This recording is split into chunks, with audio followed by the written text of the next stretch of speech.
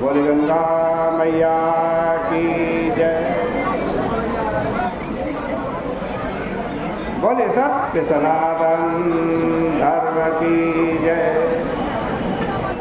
बोले वैशाख महात्मा की जय। पतित पावनी कलिमल हारिणी मोक्षदायिनी मंगलकारिणी माँ गंगा मैया का ये पवित्रतम तीर्थ हर की पौड़ी ब्रह्मकुंड है। वैशाख का पावन महीना चल रहा। आज वैशाख महात्मा के छठे अध्याय पर हम पहुँचे हैं। नारद जी कहते हैं कि वैशाखे त्वसमार्तानां प्रसार्तानां महीपते जलदानम कुर्वाणः तिर्यग्योनिमवाप्नुयात् अत्रैवोदहारन्तीम् इतिहासं पुरातनं विप्रस्य गृहगोधाया संवादं परमाद्भुतम्। नारद जी कह रहे हैं कि ये राजन वैशाख मास में रास्ता चलने से थके हुए प्यासे पीड़ित व्यक्ति को जो पानी भी नहीं पिलाता, मांगने पर भी मना कर देता है, वो पक्षी की योनि में पैदा होता है। यहाँ ही ब्राह्मण एवं छिपकली के संवाद स्वरूप परमाश्चर्यमय पुराने इस कहे जाने वाले इतिहास कथा को उदाहरण के रूप में लोग कहते हैं। पूर्व काल में इक्ष्वाकु वंश में हेमंग नाम का एक राजा हुआ। वह बड़ा ही ब्राह्मणों का भक्त एवं उनकी निंदा न करने वाला, अपने शत्रुओं को जीत लेने वाला तथा जितेंद्रिय था।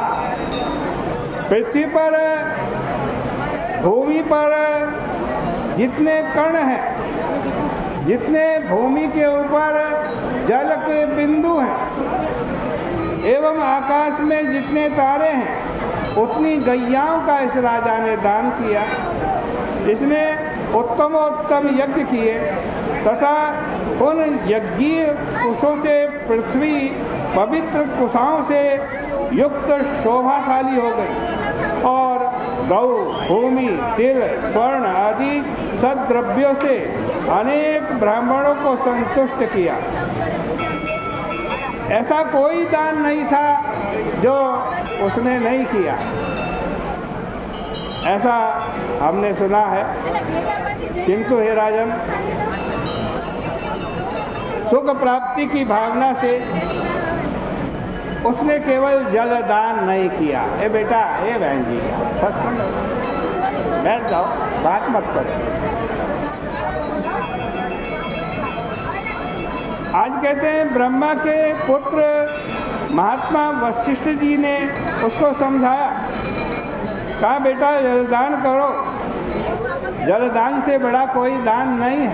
जलमेव जीवनम, जल ही क्या है? जीवन है। लेकिन उसने कहा कि महाराज जल की क्या कीमत है? जल तो सब जगह मिल जाता है, बड़ी आसानी से मिल जाता है। मैं जलदान नहीं करूँगा। मैं तो सोना चांदी हीरे मोती का दान करूँगा। ऐसा कुतर्क जब राजा ने किया और जलदान नहीं किया, ये सोचा कि ऐसी तुच्छ वस्तु जो सब जगह मिल जाए, उसका दान करने से क्या पुण्य होगा, इसलिए मैं उत्तमोत्तम वस्तुओं का दान करूँ।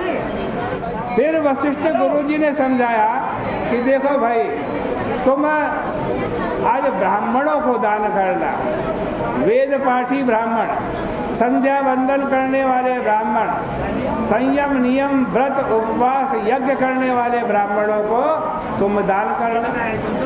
राजा ने कहा इन प्रसिद्ध लोगों को तो सब कोई दान करता है, मैं तो लूले लंगड़े अंधे बहरे ऐसे व्यक्ति जो वृत्तिहीन है उनको दान करूँगा। ऐसा कह करके उसने बड़ी महंगी महंगी वस्तुएं इन दरिद्री वृत्तिहीन लूले लंगड़े अंधे बहरे नीच जाति के लोगों को उसने खूब दान किया, खूब दान।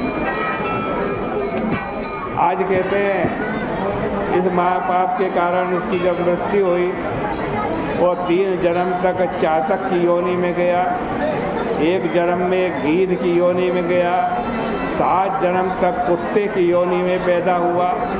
वह दुरात्मा फिर पीछे एक राजा के घर में छिपकली की योनि में उत्पन्न हुआ। मिथिला देश का राजा था, श्रुतकीर्ति उसका नाम था। उसके घर में वो छिपकली की देह में कीड़े को खाने वाला बनकर के 88 वर्ष तक रहा। विदेहाधिपति श्रुतकीर्ति के यहाँ कभी दोपहर के समय थके हुए एक श्रुतदेव नाम के महात्मा आए। उन्होंने दूर से जब श्रुतदेव महात्मा को देखा बड़े प्रसन्न हो गए। पुलकित होकर जब वो महात्मा करीब आ गए, राजा ने उनको दंडवत प्रणाम किया, मधुपर्क आदि के द्वारा उनकी पूजा की, उनके चरणों को धोया और जल को शीघ्र सिर के ऊपर से उतार करके अपने घर में उस जल को वो राजा छिड़कने लगा।